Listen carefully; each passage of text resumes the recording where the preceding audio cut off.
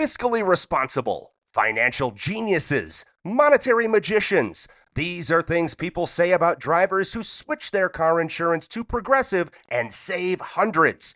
Because Progressive offers discounts for paying in full, owning a home, and more. Plus, you can count on their great customer service to help when you need it, so your dollar goes a long way. Visit Progressive.com to see if you could save on car insurance. Progressive Casualty Insurance Company and Affiliates. Potential savings will vary. Not available in all states or situations. Are you stuck staring at your W-2? Are tax refund worries holding you back? You probably have FOMO, the fear of messing up. The fix? Using TurboTax on Intuit Credit Karma. They find every credit and deduction to help you get every refund dollar you deserve, or your money back. It's time to overcome your fear of messing up and get your taxes done right. Start filing today in the Credit Karma app. If you're enjoying this conversation, Is the good news. creator We've got economy even more. actually just a Every euphemism for the episode we collapse record of stable extra media content jobs? for our I mean, we've Patreon. all been turned Stories, into tips, and insights freelance that independent don't make it into the contractors, main episode. and like So it's if you wanna hard. hear It's more simply from harder today's to build a life conversation that with way. Adam, Like it is including his not worst better day to ever, be a subscribe to our freelancer. Patreon Adam at Conover built a career pulling back the patreon.com/castdo. curtain on how You'll get things early really access work. to episodes, From Adam, extended who is interviews, everything to and more. factually. Now back to So the what show. does he see happening to artists, entertainers, and media workers right now? What is Are we something really in a you'd golden want age of people independent to take away creators? from our conversation? Or is this just the wreckage of a once stable industry repackaged as opportunity? It is not better for your life. A couple people in very specific situations prefer it, and that's fine for those people. But as a means of employment, overall, the fact that the entire media industry has gone from employed with pension and health plans to freelance, hope that, the YouTube back end gives you enough money to pay rent this month, like that's bad for America. If you think Hollywood, journalism, and media will simply bounce back from strikes, layoffs, and the shift to digital, this episode might make you rethink everything. What if the future media isn't just different, but fundamentally broken? If you've ever wondered why hard work doesn't always pay off, congrats. You're exactly where you belong. I'm Anna Marie Cox. And I'm Open Mike Eagle. And this is Past Due.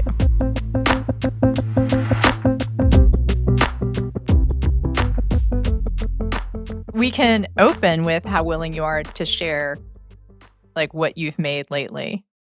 The way I normally say it when I don't get into numbers is that I'm basically personally making, between all my streams of income, what I was making as a television host on basic cable, with the provisos that A, that's like 8, close to 10 years ago, and B, I don't have budget anymore. I used to have, hundreds of thousands of dollars an episode. I could employ all these people to make a media product that I really cared about. And right now I work with, half a dozen freelancers, some of whom I, pay out of pocket using my own payroll, and some of whom are paid by my podcast production company that I work with. So it's been a big change in the way that I work for me.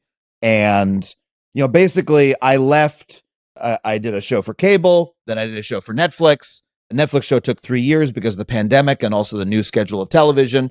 And I, right after that, sort of built a business for myself on the internet in a dedicated way. And so now my income is split between podcasting, YouTube, Patreon is a chunk of it, and then also live touring.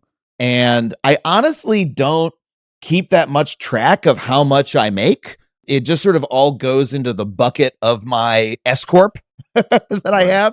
And then I pay myself twice a year, and that's kind of it.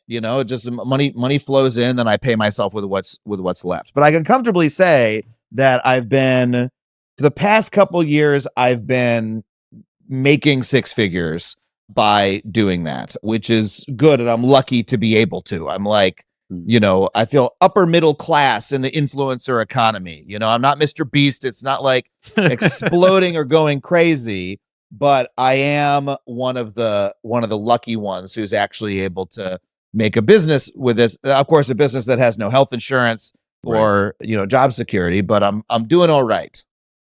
When you look at what you've built, because I think about this a lot too, because I'm like, my revenue streams are very similar these days, and it's funny because I've gone through a similar transition too, from having a television show or two to now putting my income together through Twitch streaming and making YouTube videos and podcasting. I still have, independent music as a career too, but that has been a sinking ship for a while anyway. But I'm curious, in terms of what you've built, do you feel like what you have in terms of your revenue streams, do you feel like what you have now is a sustainable machine, or do you feel like you still need to add things to it? Do you need to add any revenue streams, or do you feel like what you have now is a sustainable thing for the foreseeable future? I've been working hard to make it more sustainable, and that means bringing on people who can do a chunk of the work, not for me, but with me, so that it's not all me gutting it out every single moment. The fact of the matter is that, I do, a weekly podcast. At this point, I'm doing twice a month YouTube videos, touring, and Patreon. You can't do any of that. You can't do all that together as a single person, right? So I have a social assistant who I pay by the hour to do my posts on social media and to, post all the stuff on Patreon for all the Patreon backers. I have a couple of writers who I work with where, we have a meeting to decide what the video is going to be about, and then they outline it, and then they do the first draft, and I revise it. I am not the kind of writer where I don't really write solo. Like, I love to write with other people. That's sort of what helps me power through the ADD, talking about it with other people, brainstorming, working on a document together, and then I take the final draft after, they've integrated all my notes and stuff like that. Like, I need to sort of work in a head writer, showrunner sort of mold. I have a producer who, thank God, was a wonderful man named Tony, who, both records and edits my podcast, but also like liaises with the ad people and makes sure that, if there's a kerfuffle with, they thought the ad was coming out on the 18th, but it's actually needs to be pushed, or like we didn't get the script in time and we got to send it to them. Like, that is all so essential. Oh my God, something came up. I need to reschedule this record. You're right. Well, that's a 6-step task to even see if it can be rescheduled. And thank God I have people working with me who can handle that piece of it. The problem is they're all working for me freelance at this point, right? And they're being very patient. You know what I mean? Because they're making, a couple $100 or a couple $1,000 a week or a month, right? They don't have health insurance. It's one part of their income. And yet they are sort of being accountable to me for their time, which, I think of freelancers being generous when they do that, right? You guys work freelance. You know that you're doing other shit. And sometimes it's like, hey, I can't answer your Slack message at 8 p.m. because I'm a fucking freelancer, man. Right. And so what I want and what my goal is to build over the next year or two is to turn basically my one-person operation, where it's me and a half a dozen freelancers, into an actual company where these people can be full-time employees, right? Yeah. And then I can actually be like, oh my God, I've gainfully employed people. They are really on my boat. We are really sailing the seas together. We are not half in, half out with each other. But to do that, I have not seen a way to do that doesn't require upfront investment from some source. Like, I need somebody to give me some money and invest it to give myself a couple runways so that I can so that I can offer people that, right? Because like the minimum amount you'd want to pay somebody in Los Angeles, what's the absolute minimum amount? Let's say it's 50 grand, right? For someone, at which I would say was a minimum 10 years ago. That, like, currently, that's just like 50 grand that I don't make. I can't afford to do that. Sometimes I feel like when we talk about the creator economy, or like those of us who are trying to like put something together that is something we care about, that's not just, don't mean to insult anybody here, but like a jobby job, right? We're all passing the same dollar around, right? Like, we're all just like employing each other. Maybe say that a different way. I think this is happening in the economy in general. We're all passing the same dollar around. That's how the economy works. Money off of those of us who aren't making money off of capital, right? Like those of us who are making money off of the money we already made. You could say that's how the economy works, except I think that there's this particular class that we really are almost literally passing the same dollar around. Yeah. I mean, what's happened to I'll give you my general theory of what's happened to the media in general, which is that the main thing that's happened via the influencer economy is we've destroyed media infrastructure. It used to be that there were, these companies that made media. They employed hundreds of people. They had lawyers. They had upfront investment. When they offered you a job, they could give you a year contract. They had relationships with advertisers that had established quotes that they knew that they could fund everything off of, right? It's infrastructure. It's like building anything. It takes time to build it, right? You can't do it all at once. Then, the tech companies come in. They create the ability for anybody to upload anything and to make a little bit of money off of it. And that's where all of the eyeballs go, because the tech companies did a ruthless job of destroying traditional media and centralizing the eyeballs on themselves and making it impossible for magazines, even internet native video sites like College Humor, cable channels, made it impossible for any of them to make a living under their existing business model. So all those crumble, right? And all the talent, that's us, from journalism, from the music industry, from comedy, right, have to go directly to those platforms and build our businesses there. There's been some advantages, which is that, there's been a lot more accessibility. People from all over the country can now, show up on people's televisions on YouTube, right? But the disadvantage is it's destroyed the infrastructure. And so now you can no longer do journalism that requires 3 people to spend 1 year on an investigative story. You can no longer do a late night show that has the kind of joke writing that takes 10 nerds in a room. You can no longer, I don't know what the equivalent is for you, Mike. I'm sure you have some example. You can no longer give, some starting artist like, a couple $100,000 to cut their first album with actual resources, right? Now they have to do it in their bedroom. And that's like bad, because it's like that change, that destruction of infrastructure is simply bad. It makes the product worse, because now we no longer get that sort of media that costs more money to make. And B, it makes everybody's job less secure. Now, my theory of the case is that in media, we're going to start rebuilding the infrastructure. That YouTube, just to take one example, is the platform. It's the cable company, right? Mm-hmm. But the channels are starting. Yeah, they're the aggregator. But the channels are starting to become more like cable channels. And big evidence for this, you see it every day in the Hollywood press. Mr. Beast is doing his own upfronts right now. He's doing his own. He and 2 other creators. There's a story about this in, I think, the Hollywood Reporter yesterday. The upfronts are the events where, for those who don't know, where the cable companies would say, here's all our new shows, advertisers, here's why, you should spend $1 million on Turner cable channels this year, right? I used to be at these when I had a show on cable. Like, they would make me go and say, hi, I'm Adam Conover. I used to have to shake hands with the literal people from Johnson & Johnson and say, yes, please advertise on my show. So the point is, the very high end of the YouTubers, right? Mr. Beast is literally having his own upfronts because he is trying to create that kind of like revenue for himself. What happens when he does that? He is now a cable channel, right? And he could afford to produce larger things, right? He could afford to actually invest money. I mean, the guy already employs tons of people under horrible working conditions, but like, it's impossible to look at that and not say, oh, this man is building the new cable, right? And there are other people who are trying to do scripted media on YouTube, etc. And that's why I'm looking at it and going, okay, the job for me now, unfortunately, is to try to build a business infrastructure to produce the kind of content that I want.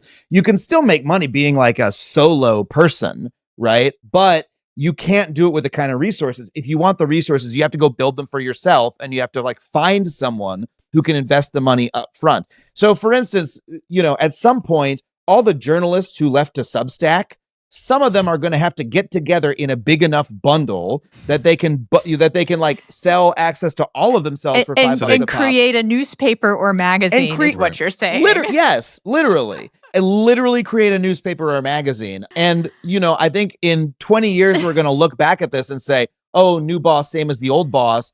And hopefully the period that we're in right now will be an unfortunate blip where all that infrastructure is dead. But eventually we're going to need this media ecosystem to mature, just like radio did in the 40s, just like cable did in the 90s. The same thing's going to have to happen. And we're just going to be watching it on YouTube rather than fucking Spectrum. Sorry, you're going to have to keep paying Spectrum because you're going to need to pay them for the cable bill. But That is what I think is going to happen. And that's the transition that I'm trying to figure out how to get myself across right now.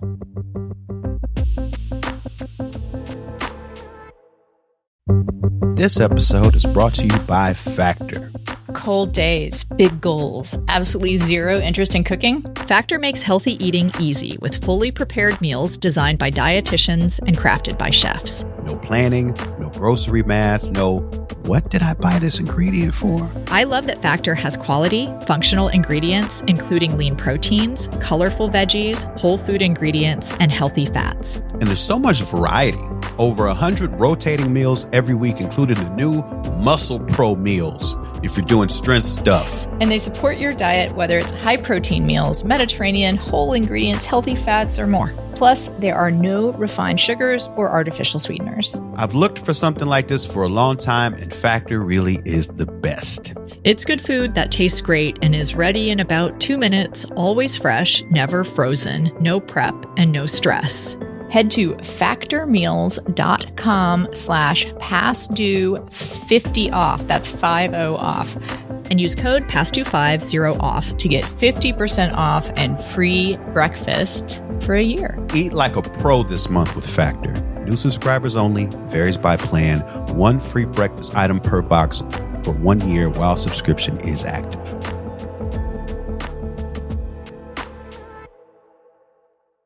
Are you looking to reclaim your health? Tune into the Real Foodology podcast, hosted by me, Courtney Swan, integrative nutritionist and real food activist. I am on a mission to transform our food system by challenging the corrupt practices that undermine our health and replace them with choices that genuinely support our well-being. Listen to Real Foodology podcast on your favorite podcast app. New episodes every Tuesday. I'm curious about... Spring is here and the shopping list is long. Time to make a Lowe's run. Buy 3 bags, get 3 free of Stay Green 1 cubic foot garden soil. Plus, right now members can earn 4 times the points on an eligible purchase. Start spring off strong with these deals and more. Our best lineup is here at Lowe's. Valid through 3/25 while supplies last. Soil offer excludes Alaska and Hawaii. Loyalty program subject to terms and conditions. See Lowe's.com/terms for details. Subject to change. Point boosters subject to exclusions and more terms apply. One time only offer. You have writers that you work with for your YouTube. Yeah.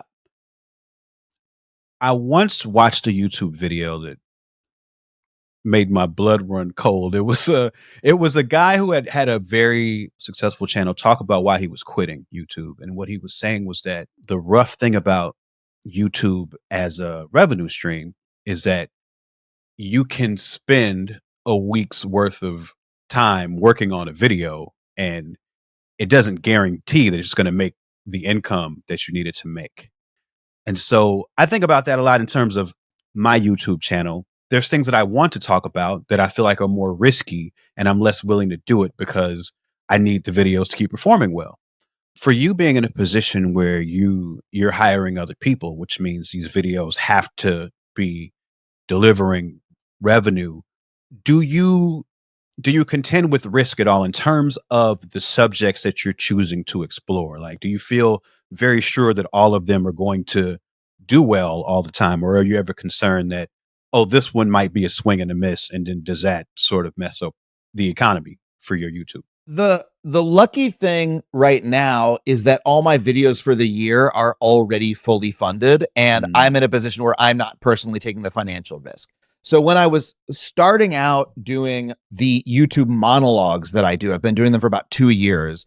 I was literally just paying people out of pocket. I'd ask a friend who's a comedy writer, hey, can you help me like break this outline and, help me on the drafts and help me do punch up, get a producer I know to come literally shoot me in my bedroom. Okay, how much? You're going to cost $500. You're going to cost $300. Okay, great. Let me pay all you guys. Literally, I use a payroll platform called Gusto that like generates W-9s for people. And I was doing that for the first couple videos.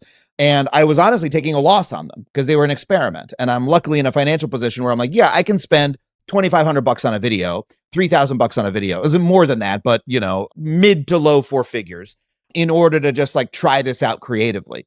Then it worked. And then I started getting, around that same time, I got a reach out from a sponsor called USA Facts, which is Steve Ballmer's nonprofit that like aggregates facts and puts them online. They wanted to do some videos and we were able to do a little deal. So I did like 6 videos with them, maybe 5 in like 2023. in 2024, I brought it to my podcast company that I work with, which is Headgum/Gumball. Those are the two halves of the company. And I was already doing my podcast with them, for which they were paying the production budget. And we worked out a deal where I won't get into all the details because we adjusted the deal a couple times. But basically, they pay for the production budget for these, and they get the exclusive rights to sell ads on them. And so in 2024, we did another half dozen. And then for 2025, they were able to get one of our sponsors, Ground News, to agree to sponsor 24 videos for the year. And so now we're just doing 24 monologue videos this year. That's in addition to the podcast videos. And so that way, each one of my writers knows we have basically sort of one research producer and one comedy writer. They both sort of, split roles a little bit. Their names are Sam and Andra. They're very talented, wonderful people. They know that, like, all right, I'm doing this many videos this year with Adam, and, it's a little bit more reliable for them. And so that sort of helped us reach a plateau where not every video is such a risk, and where we can try stuff out. And, if one video gets, on the low end, these monologues might get 250,000 views. We also just had one that got 1.8 million. And so the sponsor is going to be generally happy with that. And they're not counting on every single one. If I was trying to do the style, there's some people on YouTube who do no ad sponsorships, and they make all of their income off of the YouTube rev share and off of Patreon. And these are some of my favorite people on YouTube.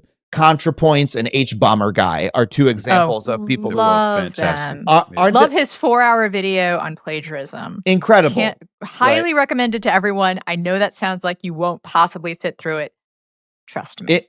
Incredible, right? And ContraPoints is what, a 3-hour video on Twilight was like. I was like, this should be taught in grad schools. It's like a work of original philosophy that's getting millions of views. But these folks have got themselves incredibly healthy Patreon numbers, and B, but also it is a much riskier enterprise, right? To try to spend 6 months of your life making one video that needs to perform well. It also would really trigger my perfectionism. I need a faster cadence or I'll drive myself nuts. If I spend that much time on something, I'll never get it done. So there's all different ways to mitigate the risk that you take. And I'm lucky enough to have gotten myself in a position where I have regular sponsorship. So we can just crank them out and not stress too much. But the live or die by the performance of each individual post, that's death to a creator. You have to get yourself out of that hole, or you're gonna sink. You cannot operate that way long term. And that's why people burn out. That's why so many YouTubers make that video. That's why I'm quitting. Because if you're just trying to make your money off of straight algo, you will drive yourself fucking nuts. And then there's the problem of even getting sponsors, right? Yeah. Like that economy is, I think, a mystery to a lot of people. And how do you even do you hustle to get a sponsor? Does a sponsor discover you? YouTube is supposed to, I think, do it for you, help a little bit. But it's the cycle of you already have to have broken through. Yeah. Right. And what breaks through. It's the algorithm of just people get fed the same thing over and over. I have a friend who was a pretty prominent YouTuber who got really sick. And imagine what that does to the creative economy, right? I was actually thinking about it right now. I have this huge piece due, and I had an instance of really severe depression and basically chronic fatigue in 2023. If that hit me right now, I'd be fucked. Yeah. I just wouldn't get paid what's going to be a couple months worth of my expenses. And the precarity of it is, I think, kind of built into capitalism, right? It keeps us from taking risks. It definitely and also relying on the platforms, I think, prevents us from taking risks. Okay, everyone here, I think, knows how much I hate newsletters. And Substack in particular, even though I have a Substack. Did you know Elon tried to buy it last year? I heard a rumor about that. Yeah, imagine if he bought it. All of these platforms could get bought out from underneath any of us. Yeah. Right? And suddenly shut down the kinds of content we want to produce. And already Google is doing acquiescing in advance on DEI shit and whatnot, right? I don't mean to terrify people. I mean, but we kind of have to be a little terrified. as long as we're depending on these platforms, like we're in trouble, which is one of the reasons why when you're joking about Substack writers, I'm not joking, when you're saying Substack writers need to get together and put out their own publication, I'm like, yeah, okay, they would do that and they charge to cover everybody, right? You pay one fee to get everyone's writing. And then who knows, maybe they'd take it off Substack and they put it on their, they'd have like a URL of their own, let's say. I don't know. Like, what would that be like? Well, I have a couple. Like you're saying, we reinvent this stuff. But one more thing, if our economy crashes, again, the precarity is the point. Who's going to be left to create that shit? Yeah, these are all really hard questions. One answer that I have to the idea of the platforms being able to kill us at any moment is that your personal connection with your audience is your buffer against that. I was asked this by a funder group that was like looking to fund more left-wing media. And they were like, what if the platforms just fuck us? And I was like, well, the antidote is that like if people like and know a particular personality or communicator, they'll follow them wherever. And so that is an antidote to that. If you exist in people's minds, right? And they're like, I like Mike. Where's Mike at? I know Mike has those fans. I know I have those fans. I know you do as well. And so that is a potential antidote. But also, my view is kind of like, this has always been true of the media economy, right? Like we've always been dependent on, when newspapers were still all over the place, we were dependent on newspapers. If you were a journalist, when all people watched was television, you were dependent on the television channel. You were dependent on CBS or NBC. The difference that existed back then was stability. That these were large businesses that had been around for decades, that had consistent revenue streams and that weren't going anywhere, right? And all of those media businesses were destroyed by the tech industry. The challenge now is to build them again. And once we have some stability in media, we'll all have better lives. We won't like have escaped capitalism. We never will. We're always going to be living in precarity and at the whims of billionaires. That's going to take a larger societal issue. When the economy crashes, yeah, that'll fuck everybody. You know what I mean? It's sort of like, hey, if the stock market crashes, what happens to your money? I don't know what happens to everybody's money, man. That's the premise of our entire society. Like we can't hedge against that. But I do think that like, lately, my thing has just been infrastructure. And just if I could just harp on the ad point again one more time, it's insane to me that if you watch so I just think about my area, late night style comedy, right? Everyone watches it on YouTube, right? Mm-hmm. People are watching, 10 million people are watching Jon Stewart on YouTube. How much does Viacom make from that? From those 10 million views, I don't know, 50 grand or something like that. So what's funding the show? It's all the people who are still watching it on linear, because the ad rates are literally 100 times higher on linear on cable than they are on YouTube. Why? Because people are watching YouTube. The YouTube's biggest platform is televisions in your house. So people are still watching a 65-inch image of an ad playing in front of Jon Stewart in exactly the same spot on their ass that they were 15 years ago. So why is the company making vastly less money? It's because it took them 50 years to build up all of those ad quotes with Johnson & Johnson and Toyota and all of that, right? And to have the upfronts and etc. Where now we live in a world where YouTube is just auctioning off, 30 seconds at the beginning. And, Comedy Central hasn't figured out how to get an ad buy in the middle of the Jon Stewart thing yet, right? In the middle of that video. Once they fucking figure it out, they'll be able to build a stable business. YouTube is not going anywhere, right? YouTube is a monopoly. It's been a monopoly for 20 years. I don't really expect that YouTube is going to suddenly not be the thing that people watch on their televisions. So that's the new fucking platform. That's the new charter cable company. That's the new NBC. So time for the media business people to figure out how to build a fucking sustainable business on it. And Mr. Beast appears to be one of the only people doing it because he's holding his own upfronts. But I think that will answer not all of your questions, but half of them once we have that kind of economy. Like, I would love it if you and Mike and me could all go pitch some motherfucker in a suit who has the power to pay us 80 grand a year in health insurance. That's the world we're trying to get back. It's not a perfect world. Wasn't a perfect world in the 90s, but I would love Like, I would love to just take a meeting with Mr. Beast and be like, hey, dude, I know that you've got millions of dollars a year coming in. Why don't you take a flyer on my show? And I think I can make you some money, right? That person doesn't currently exist right now. And so Mr. Beast is a piece of shit, but I'd love to pitch him one day. You know what I mean? That's what I think we need.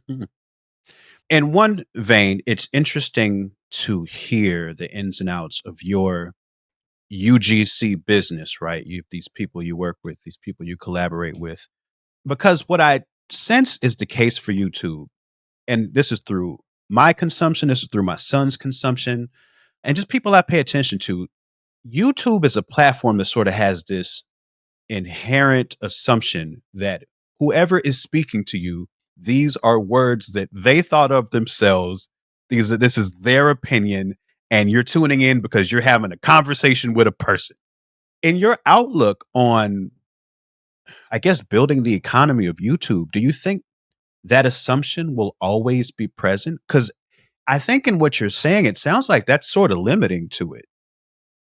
That it would be a detriment to you adding other hosts to the Adam Conover channel, for instance, because those people are there to hear Adam Conover.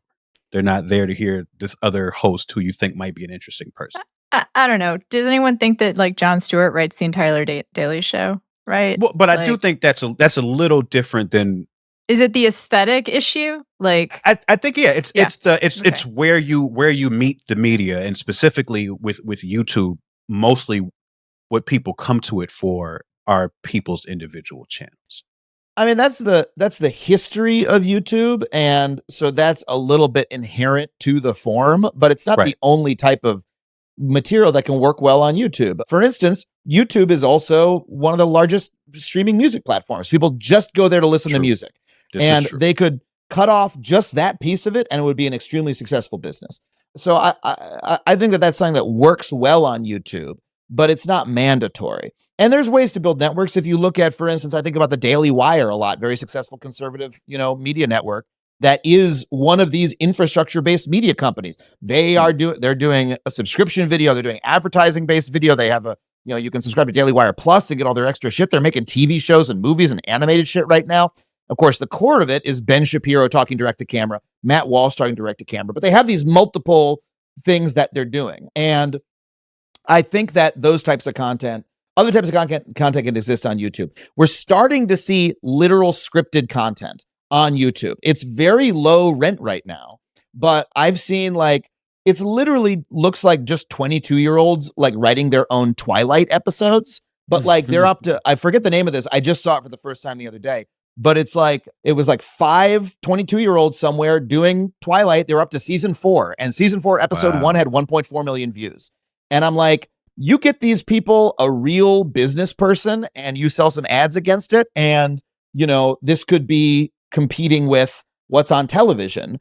It'll get there eventually. And YouTube's intention is to compete with television. If you look at all of their presentations now, they're like, we are TV, we are TV, we are TV. So they're going to be pushing their content creators in quotation marks in that direction because they see how much is available to them. I mean, YouTube has eaten so much of everything else that we considered television. Everything but high budget scripted, right? What do you want to watch? Do you want to watch everything but high budget scripted and live sports, right? Has gone to YouTube. Do you want to watch sports recaps? Do you want to watch funny people talk about the news of the day? Do you want to literally watch the news? Do you want to watch cooking content, home content, daytime television? All of that has all gone to YouTube, and YouTube very clearly wants to get the rest of it, which is scripted, which I think they will eventually. So I think what you're talking about is will always be an advantage of the format. But if we continue to think about these companies as only platforming influencers, meaning someone talking direct to camera, we're missing what they're actually doing. They're going for all of media. And so all of media can potentially thrive on there. It's funny because when Mike and I have talked before, I've always been the person who's we can find hope in the darkness. We survive one day at a time. But talking about this shit, I get so apocalyptic about it. Because I hear you talk and I think about yes, a return to some version of what I now realize were the good old days of like having a corporate expense account and like, I mean, even doing like campaign coverage and White House coverage, like which is hugely expensive. Perhaps y'all know that, and it's filtered out into the infosphere. But that's like tens of $1,000s a day if you want to do like it won't be that again, but that's what it used to be, right? And flying around the country to cover, I don't know, like wildfires and stuff. Like it's hugely expensive. And the benefit of that, even like the expense account, it's true. Like it's fun to go get drunk on your expense account, but also it is part of just being able to do your job, to like be given a card where you can like get things done without having to like scrape into your own account, right? And people are discovering that as they've cut off the corporate cards for federal government employees, for instance, at the top. So I hear you talking about how great it would be to pitch someone a show and have someone be able to like give you that money and be able to take a running start, be able to really develop something. And then I think about my history as a blogger, right? And I think about the restrictions of that infrastructure and how hard it is for someone to break through. And that's where I kind of like get the romance of the direct to camera, person being able to get somewhere with that studio we have in our pocket, as people who love YouTube like to say, although I roll my eyes at that too, because I think increasingly it's people with budgets. So I don't know. I'm just going to come down hard on everything that you throw out to be hopeful about. And the only solution is universal basic income. But, Oh, I mean, universal basic income is a scam perpetrated by the wealthy in order to cut the welfare state. So, like, no, you would also get nationalized healthcare and shit. Like, it would be sure, just, they're not like, going to do that. Well, I'm telling you, the solution is a robust social safety net. Look, but anyway. Yes, there are restrictions that come with working for a larger company. In addition to the benefits, there's also restrictions that come with working on YouTube. Like you have to, if you don't talk about what they want you to talk about, you don't get seen. They're determined algorithmically, but it's not like the internet is some free form place where the most interesting content wins all the time. Like the idea that there aren't gatekeepers now, like there were gatekeepers then, or that it's going to be harder for someone to break through. It's hard to break through now. I know plenty of people who are trying to break through with comedy. It's not working for them, even though they're very talented, because like their shit doesn't work on the algo. So I'm kind of an optimistic pessimist. I'm like, there's always an opportunity you can find. Right now, we're in kind of a bad period.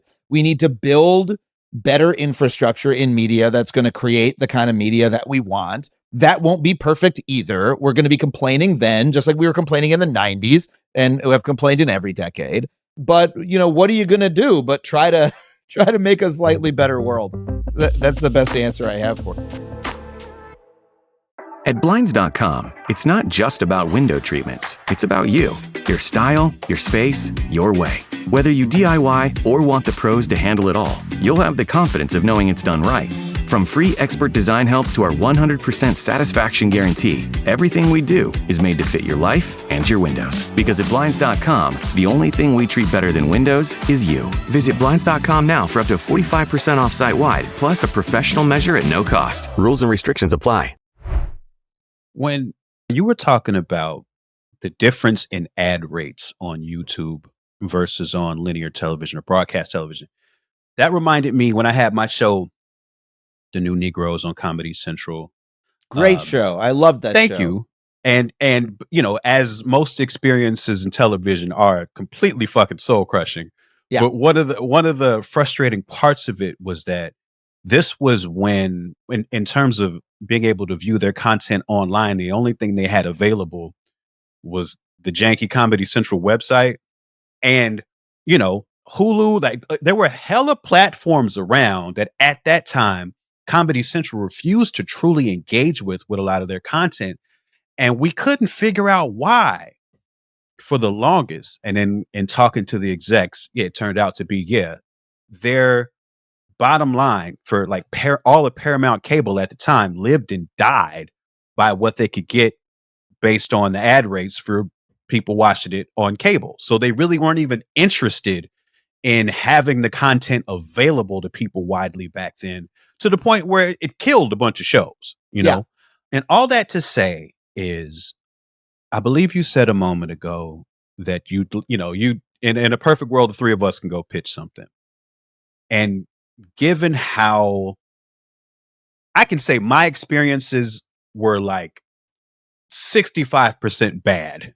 And I've sold like 3 shows but most, like, if I lay out all of my experiences I had in the television industry, most of them are just ass. Given what you have right now, would you want to go back to that? Is what I'm curious about. I mean, yes. So I was lucky enough to have good experiences in the television industry. My first show was a hit for the network. I got to basically write it the way that I wanted to. It found an audience, and it, created the career that I have today. That's what most people know me from. I was able to do a Netflix show, which a lot of that experience was not great for a lot of different reasons, but I'm very proud of the work that we put out and the show that we were able to make. And that's sort of what I see myself as doing. I wanted to be on cable. I got to be on cable, and I want to be a showrunner again, right? And part of the reason is I want those resources. I want a writer's room of 10 people, and then I want to go film the thing on a set with a camera person whose name I know, right? and who, I mean, look, on Adam Ruins Everything, on the final season, our A cam op and our B cam op, right? These are the people who are literally operating the cameras. They fell in love, and then they got married. And by the way, they thought they were being so sneaky, but I had to look at these people all day long, and I saw how they looked at each other. And I was like, these two are canoodling. I talked to the makeup girl. I was like, hey, head of makeup. I was like, hey, Alex, you think those two are getting together? She's like, let me see. Yeah, I think maybe. And then they came to the wrap party holding hands, and they thought they were surprising everybody. I was like, I fucking knew 6 months ago because we were a family on set, right? Because we spent all day. We had like fucking 65 shooting days that year, right? We shot for 6 months. So that's what you get when you actually get to make a media product. That is a vanishingly small experience for people. Then there's the fact that every single one of the people on that set had a union job. And so, or 80% of them did. PAs and other folks still need unions, but we had union jobs, and we had health insurance. We had a pension plan, right? Which we, came about because this business was stable enough that the workers were able to form unions and negotiate over the course of decades with these companies, right? That show was with Warner Brothers. Warner Brothers has been making stuff since like the 20s. And so we had a 100-year-old union contract with them. And that is why the media industry in America is a middle-class industry, is because of all of that. And that is what the tech industry has come and destroyed, right? And so sure, it's a pain in the ass to have to deal with dumbass executives and whatnot. Oh, so dumb. But I still prefer it. I think still, if you can make it work, it's a better industry than the one that, we're all talking into right now. I would rather have that support and that infrastructure, because that's what enables you to build a life. I mean, we've all been turned into freelance independent contractors, and like, it's hard. It's simply harder to build a life that way. Like, it is not better to be a freelancer.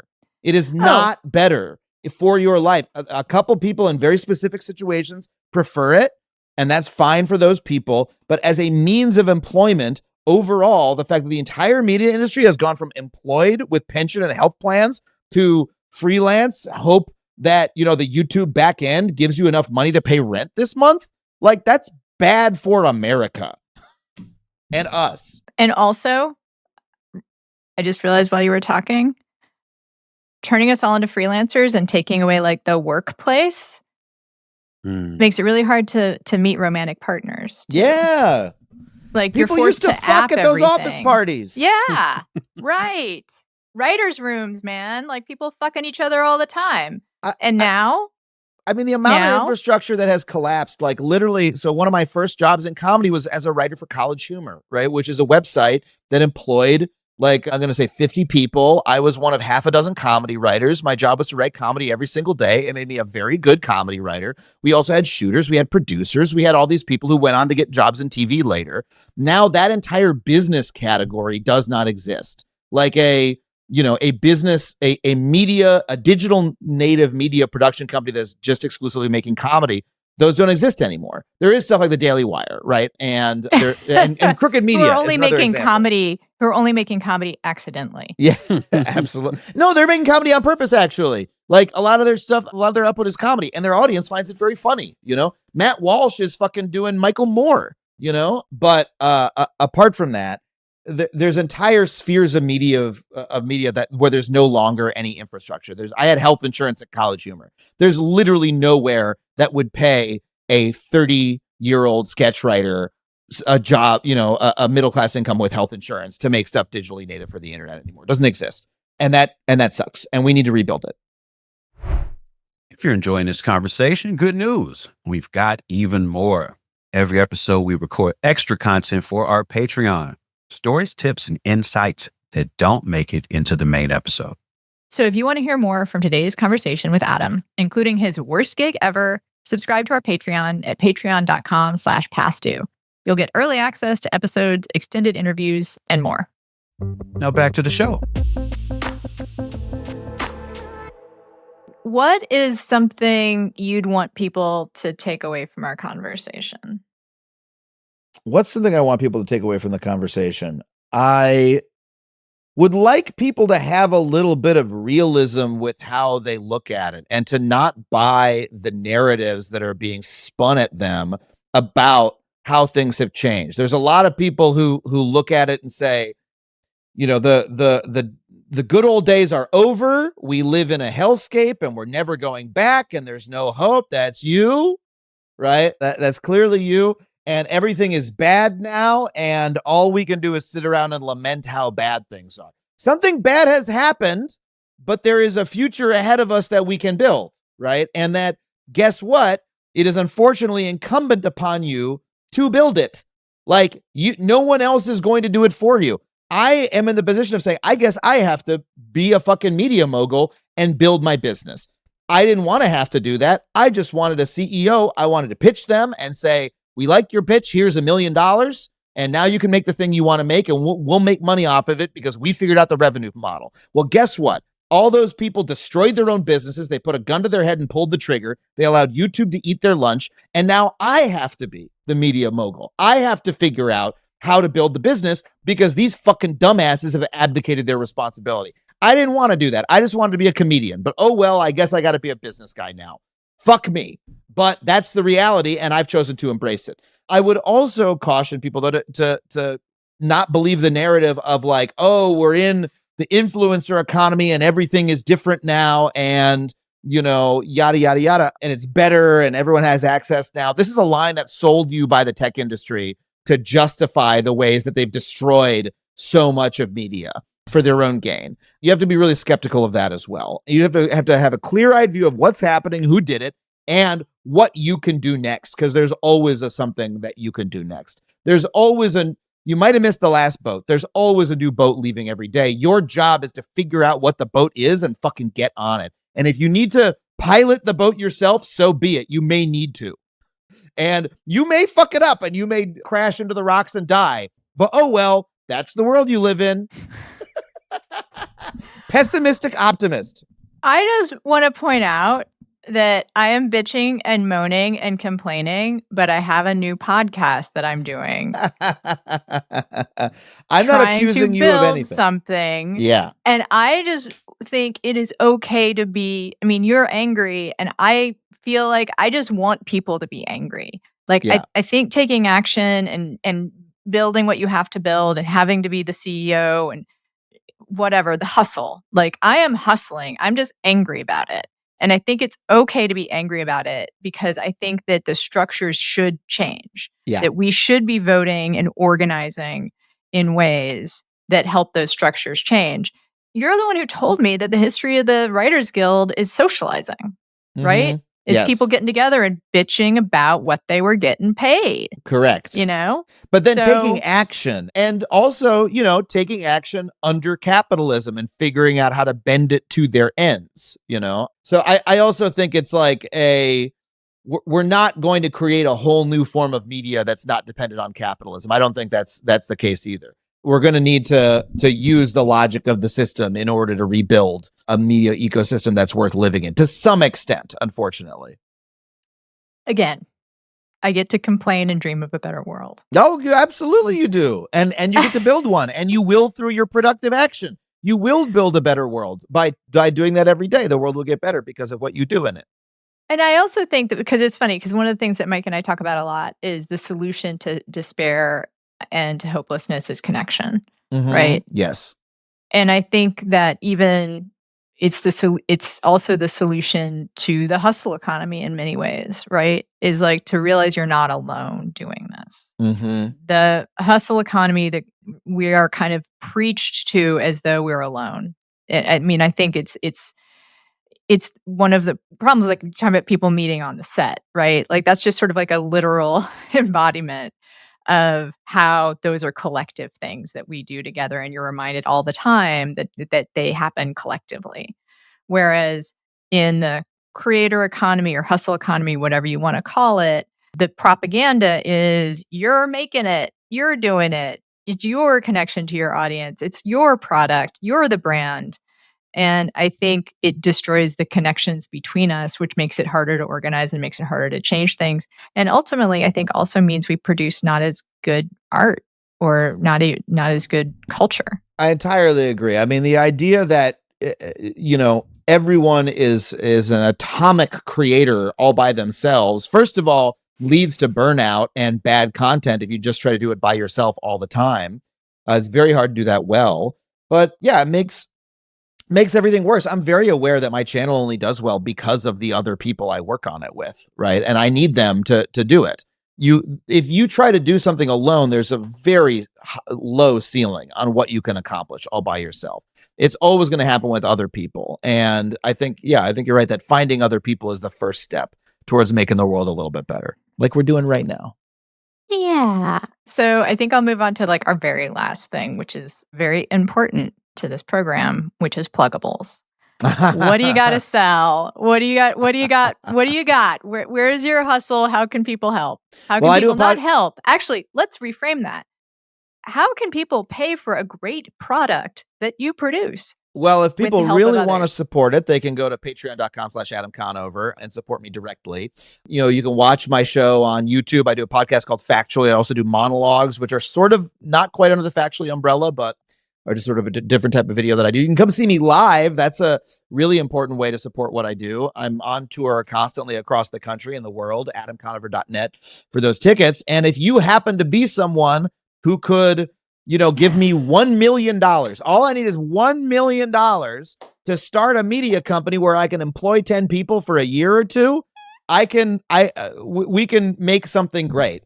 What I need right now is like startup capital. And I don't want to be a fucking business person. I want to be a socialist, right? And I'm a union organizer. But at the same time, I'm like, there is money to be made that people are not making properly because the tech industry has, kicked all the sandcastles down. We need to start rebuilding them. People need to start putting money into media again. So if you're one of those people and you, for some God's known reason, is listening to this show, hit me up. I don't think rich people. Our millionaire demographic is larger this show's than aimed you'd think. at impoverished freelancers. I can tell. Adam, take care. I'll talk to you guys later. Thanks so much for listening to Past Due. We want to hear from you. Find us at pastduepodcast.com or on Blue Sky and Instagram at pastduepodcast. And while you're at it, give us a rating and review on Apple Podcasts and all the places you listen to podcasts. Thanks again.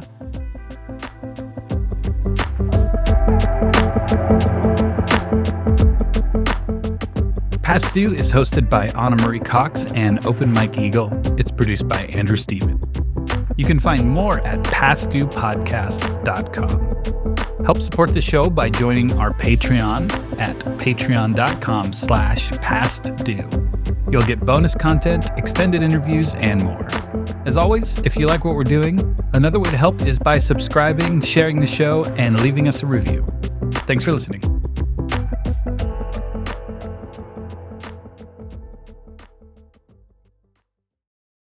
Not all darkness is dangerous. Sometimes it's the doorway to becoming whole.